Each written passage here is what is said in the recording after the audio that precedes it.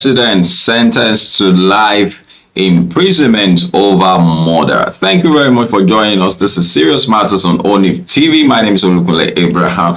Hope you had a very wonderful night. An ex-president has been sentenced to life imprisonment, and you're wondering who that person is. Very quickly, Owaga for complicity in the 1987 murder of his predecessor, Thomas Sankara, in a coup. A military tribunal ruled on with his former head of security, Haya Singche Kafando, who was also sentenced to life imprisonment.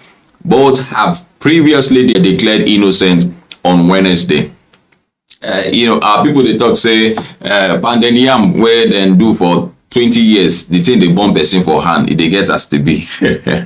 Okay, so now waiting happen for this president, be that. And interestingly, the man ruled for about 27 years.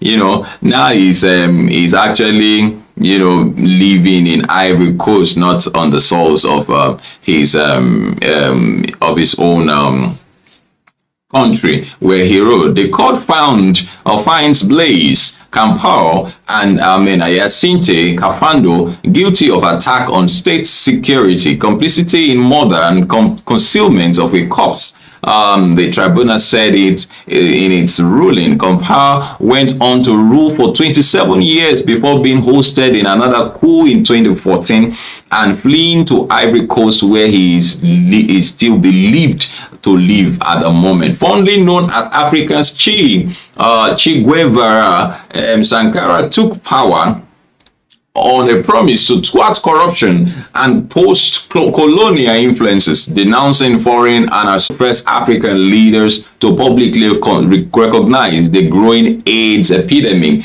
as a threat for the continent. A former fighter pilot, Sankara won public support in the impoverished nation by selling a government fleet of Mercedes, lowering the pay of well-off public servants, and forbidding first-class state travel. He cut his own salary, refused to work with air conditioning, and jogged through Ouagadougou. On a weekend, students gathered around with flowers marking the spot where Sankara was shot. Well, I don't know why Africa, why we behave like this.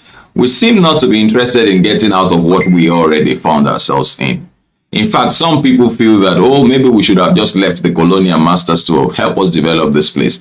Though now it will have been difficult for us to get out of, to be fighting for freedom. Now, some people believe that, if fuel or crude oil had been discovered before they left, then it would have been an issue getting out of under them. But at least we have a better economy. Seriously, now that we are independent and we are still not the independence of ourselves. It's just like jumping from fire pan to fire.